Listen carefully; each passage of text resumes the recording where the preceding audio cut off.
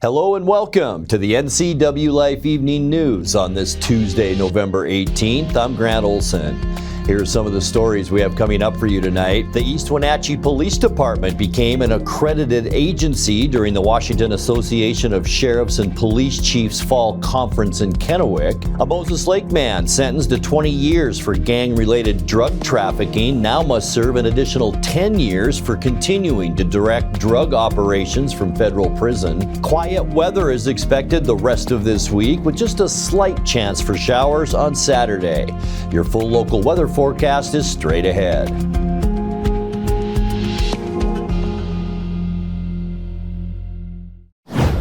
About 200 people crowded into a public meeting Monday on the tax increment finance district proposed for the Malaga area.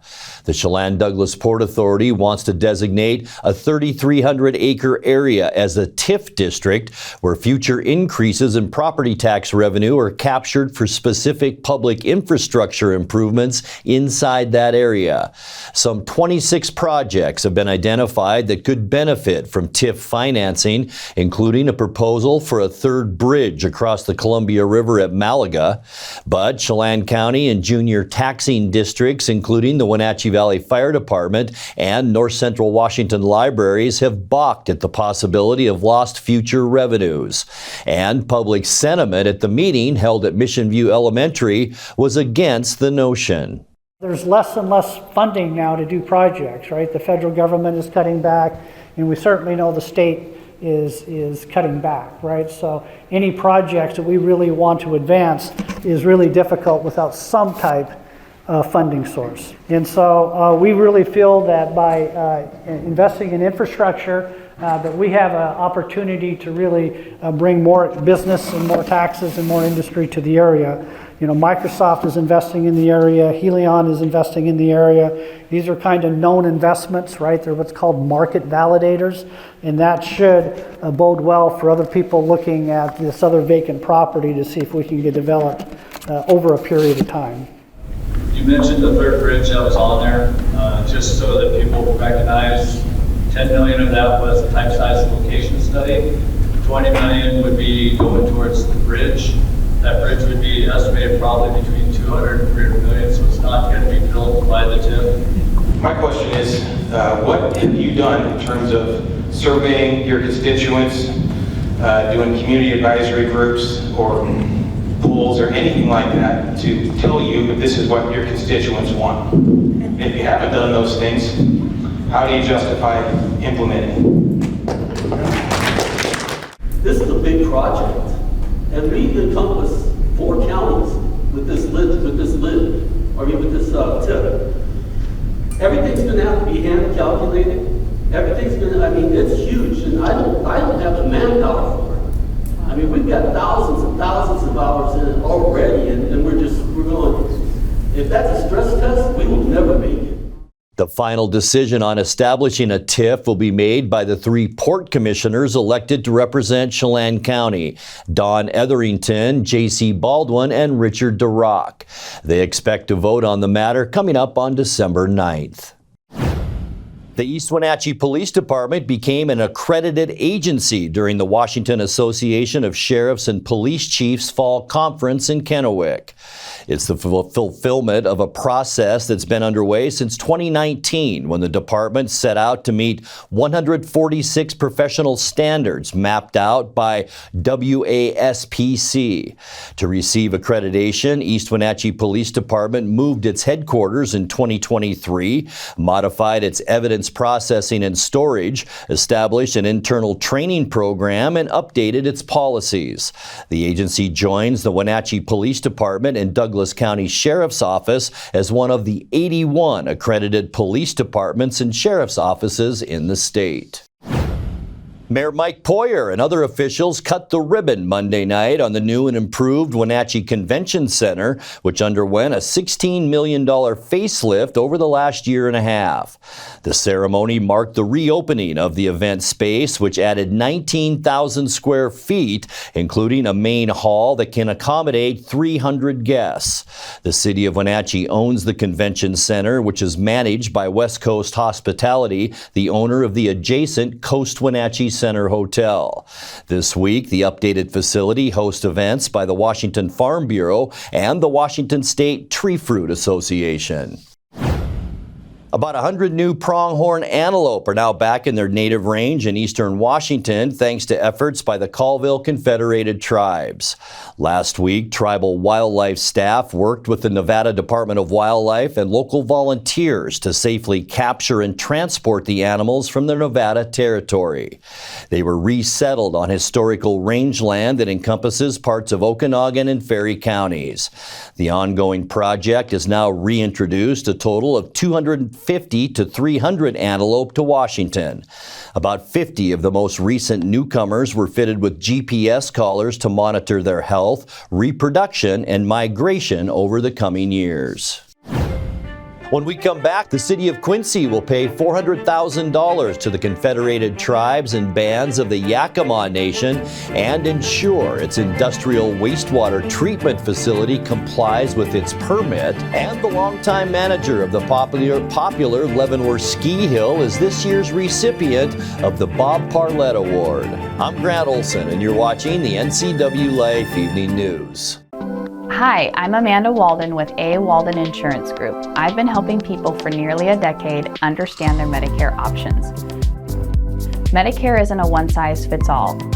I'll help you understand coverage options so you can feel confident in your Medicare decision. Let's find the right Medicare plan for you. Call me today or see me at my office in Wenatchee with easy parking and entrance. Merry Maids can clean your entire home, business, or vacation rental from top to bottom, inside and out. Merry Maids will even take care of cleaning your carpets, and they can pressure wash your home. Merry Maids has thousands of happy customers. They've been cleaning homes and businesses in our valley for over 25 years. Check out their glowing reviews at merrymaidesofwenatchee.com and call the cleaning experts, Merry Maids, to get your free estimate. Your satisfaction is guaranteed. So relax, it's done. Caught in a conflict? Family? Workplace? Neighbor? Business? Housing disputes? Wenatchee Valley Dispute Resolution Center provides mediation services, a cost-effective and efficient way to provide a written resolution to disputes and issues. Plus, we offer mediation training and community education on conflict resolution and communication skills. Contact us to learn more.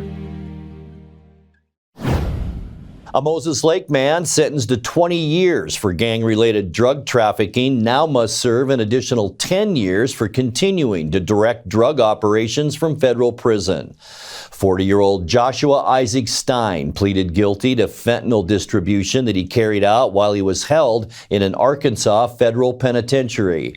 Stein has been incarcerated since 2021 when he was sentenced for dealing meth and heroin on behalf of the gang known as East Side Familia. Federal prosecutors say he used a contraband phone to organize the distribution of fentanyl through the mail to fellow gang members in the Moses Lake area. He was also involved in circulating large quantities of synthetic marijuana, fentanyl, and meth to inmates. Federal Judge Stan Bastian imposed Stein's new 10-year sentence in U.S. District Court on Friday. The city of Quincy will pay $400,000 to the Confederated Tribes and Bands of the Yakama Nation and ensure its industrial wastewater treatment facility complies with its permit as part of a settlement to resolve a federal Clean Water Act lawsuit.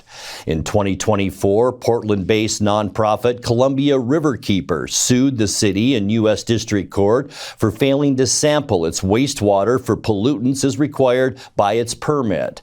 The payment will be used for projects benefiting water quality and aquatic habitat in the Yakama River Basin. The money will be used to restore riparian forest with the goal of supporting the recovery of fish populations to harvestable population levels.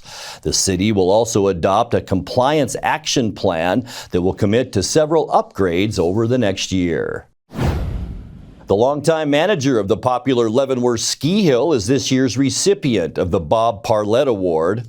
James Munley was presented with the honor by the outdoor advocacy group TREAD. The award was named in memory of the late Bob Parlett, who worked for greater public access to outdoor recreation. His wife, former state Senator Linda Evans Parlett, handed over the award. Aside from his work with the ski hill, Munley is a board member and trail building director with the Central Washington Evergreen Mountain Bike Alliance. Coming up next, the Chelan-Douglas Child Services Association, which operates the local Head Start programs, is seeking community support to stay operational next month. We'll tell you how you can help in tonight's feature story. Mountain snow is once again a possibility over our area passes tonight and into early Wednesday morning. I'll have all your weather details coming up, followed by Dan Kuntz with a look at all the day's sports action as the NCWLIFE Evening News continues after these messages. Is your yard outdated, overgrown, or just not working for your lifestyle? At Bailey's Pro Landscaping, they specialize in transforming ordinary outdoor spaces into beautiful, low-maintenance landscapes built for Central Washington living. From custom designs to full installation, they bring expertise, creativity, and craftsmanship to every job. Your yard has potential. Start your project with Bailey's Pro Landscaping. Welcome to Mountain Chick Floral, your go-to flower and plant shop in downtown Wenatchee. Explore their wide variety of unusual and fun plants. And when you buy a plant in a container, they'll pot it up for you absolutely free. Birthday or weddings, they'll create the perfect floral arrangement for you. Brighten up your office with fresh blooms delivered to your door or business. Ask about floral subscriptions. Visit Mountain Chick Floral today, where every occasion is a reason to celebrate with flowers. Your favorite local channel is now available for free on your smart TV and connected streaming devices. Watch live programming and catch up with the latest shows on demand. See the local stories that matter to you. NCWLIFE, now on Roku, Fire TV, and Apple TV.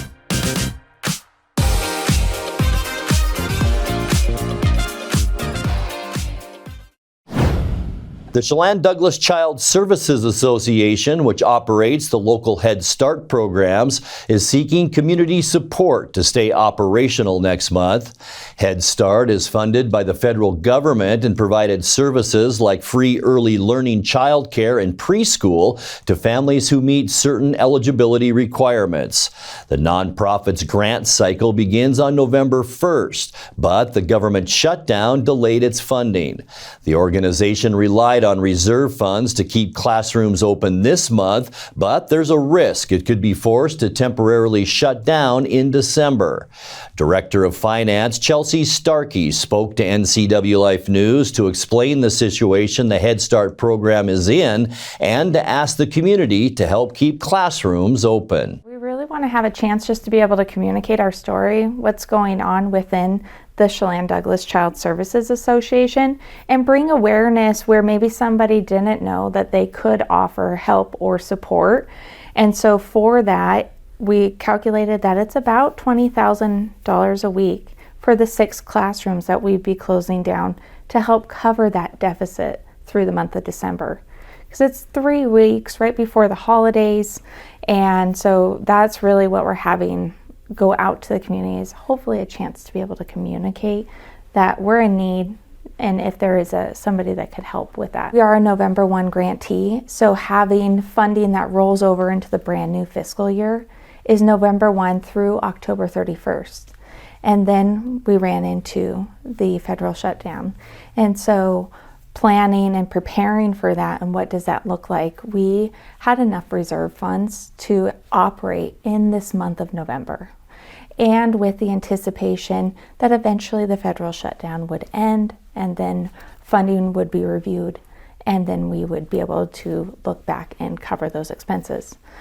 With the shutdown continuing on and through up until the beginning of November, really then we have to create a plan for backup for December because those reserve funds are no longer going to be available. And so that really puts, the program that we offer for all the children in this Wenatchee Valley area at risk. And That is not what we want to have. We want to have a continuity of a program, the stability for families, and also just make sure that we continue while we're being good stewards of the funds and the grants that we've received. So the status of Head Start, where we're at currently, federal shutdown has ended, congratulations, but we're still in a delayed state of receiving our notice of award that November 1. Those funds are then available. A pivot plan to what we have to decide to do for December is close those Head Start classrooms, which there's 6 of them, and 2 of those classrooms are double sessions, so a huge impact to children in those classrooms and just the families that rely on that care in the month of December.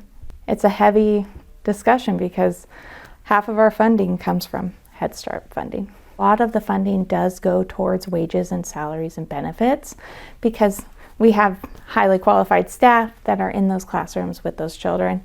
And so what it does cover is it covers the caregivers that are in those classrooms, food for those classrooms, and operation expenses. It does cover some of that. We're giving all of the staff and the families the notice now to let them know that the classrooms will not be available in December. But I'm sure myself and my peers around me, we want to get those classrooms open. So funding coming in and knowing that it's in there or that it's been received is going to be monitored closely. We have really great regional partners. They're the ones that help kind of facilitate the grants. Great partners for us. Unfortunately, it's been silent because of the federal shutdown. So once we receive notice of award that those funds are going to be given and that we're going to be able to claim those November and December expenses, then we'll be able to resume and going forward. Our job is to be planners and make sure that this program continues on regardless of the situation. Going into January would be a kind of extreme. We don't anticipate that from our regional partners that we communicate through, but we're kind of in unprecedented times, haven't seen a federal shutdown that long before, haven't been in this state before. And so going into January, we really don't anticipate that, but if it does go into that, we'll create contingency plans for January as well. Right now, we're in the contingency plan for December.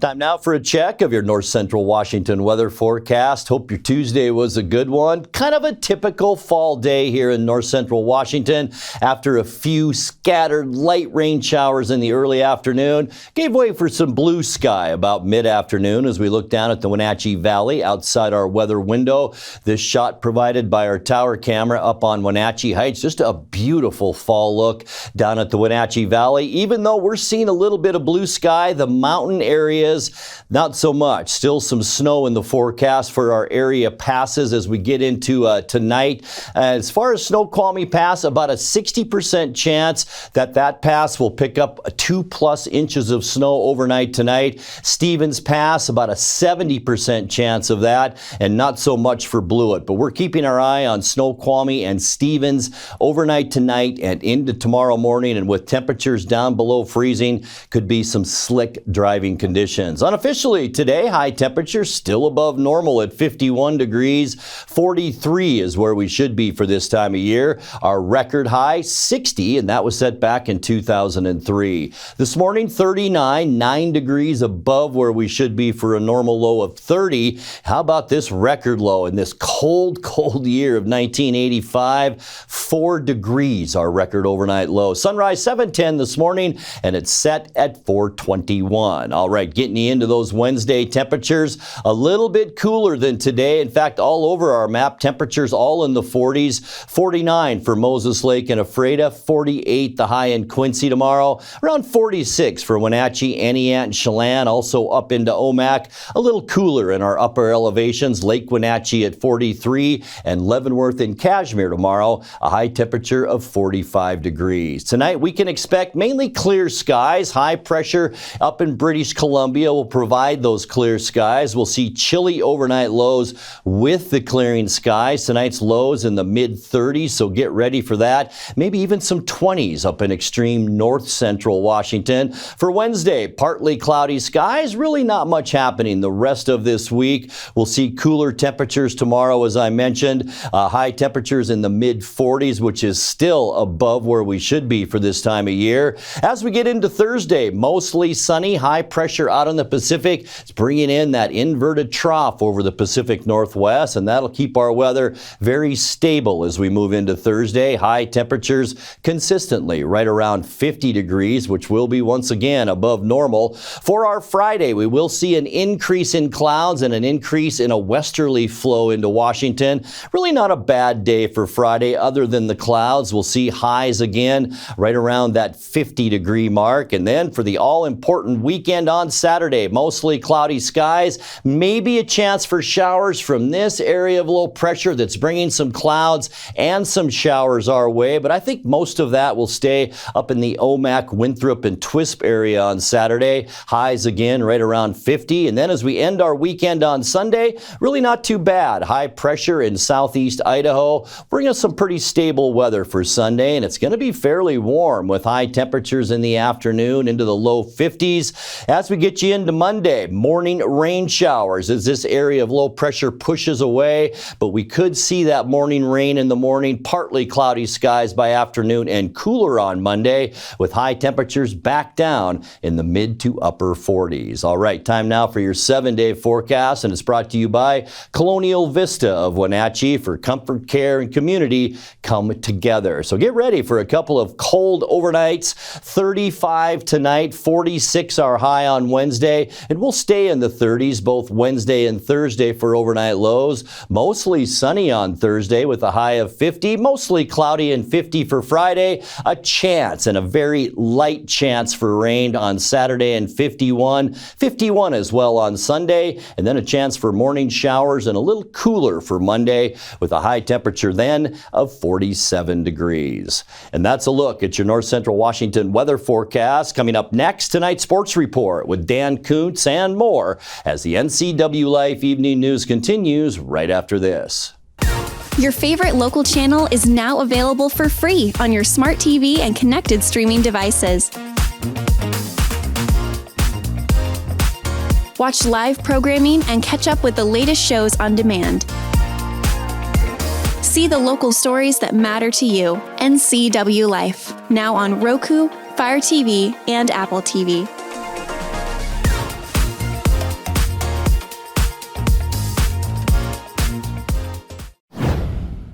Happy Tuesday, everybody. 122 to 50, a 72-point victory for the Gonzaga men last night. Believe it or not, that's not even a school record.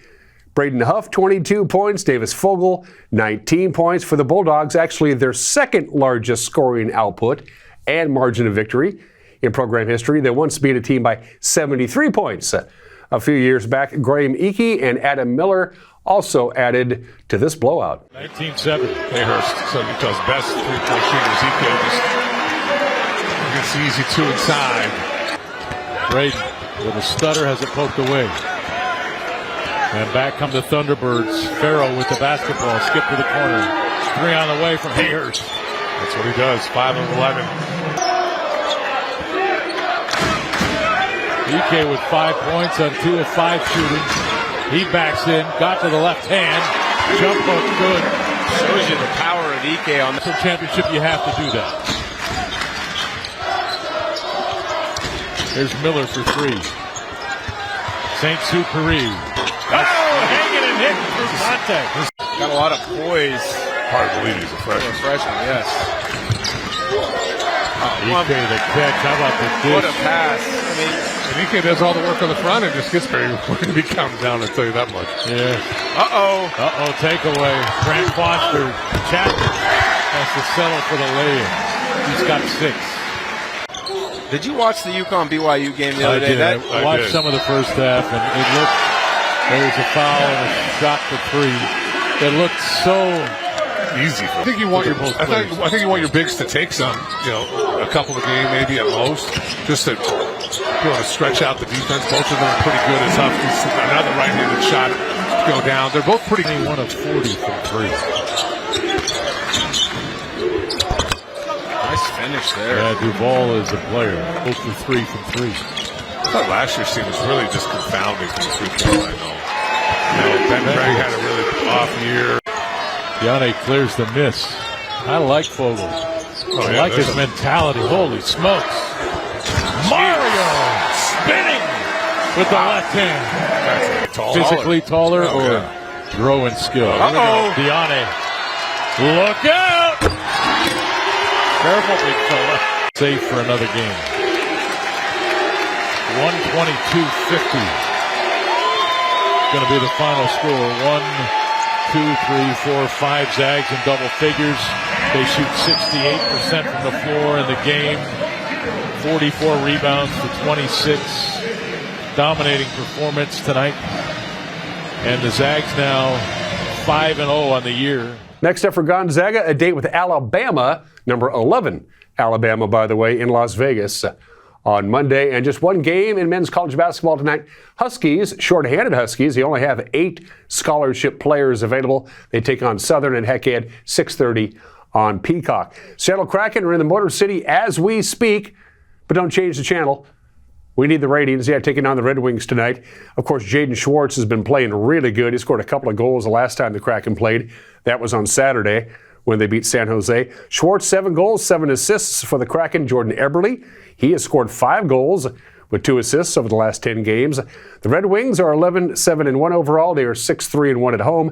Seattle is 9-4-5 overall, 3-3-2 on the road. But the Kraken are 8-0-3 in games when they score at least 3 goals. That is going on right now in the Motor City. Well, coming off that difficult 21-19 loss on Sunday to the Rams, Coach Mike McDonald had his weekly press conference with the Seattle beat writers yesterday. He touched on the latest injury update from Gray Zabel. He went down towards the end of the game. He talked about that and the fact that the Seahawks defense kept him in the game right to the end.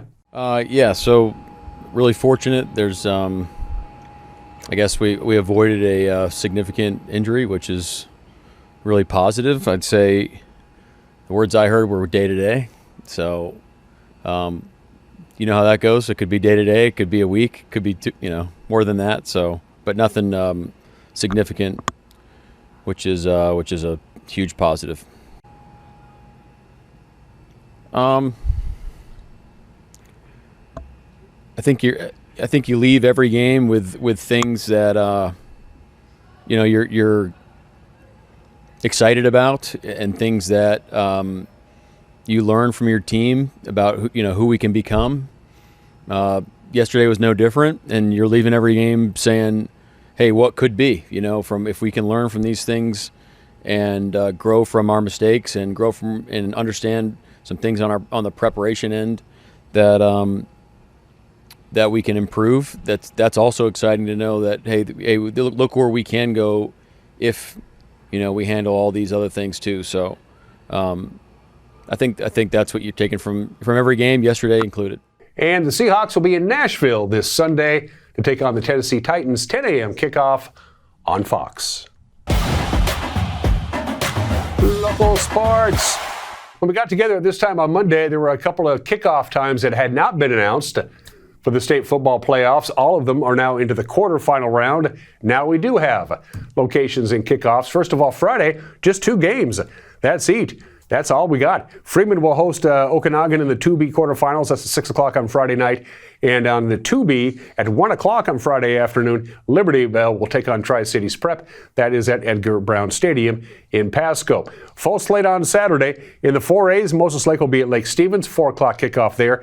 Apple Bowl. Leave-off the field of the Apple Bowl will be the host for Kashmir. They're the home team taking on Life Christian. 2 o'clock kickoff on Saturday afternoon in the 1A quarterfinals. Royal will host a game. They have Seton Catholic at 1 o'clock on Saturday afternoon in the 1A quarterfinals. Omak hits the road. They'll be at Mount Baker at noon on Saturday. And Elmira Cooley Heartline in the 1B quarterfinals will take on Nacelle. That's at 1 o'clock. That's on Saturday at Lions Field in Moses Lake. And those are just some of the games that people are playing. And that will do it for this Tuesday edition of the NCWLIFE Evening News. Remember, if you see news happening, let us know. Email your news tips to news@ncwlife.com or give us a call at 888-6295. Our channel is also available on Roku, Fire TV, and Apple TV. I'm Grant Olson. Thanks so much for being with us and have a great night.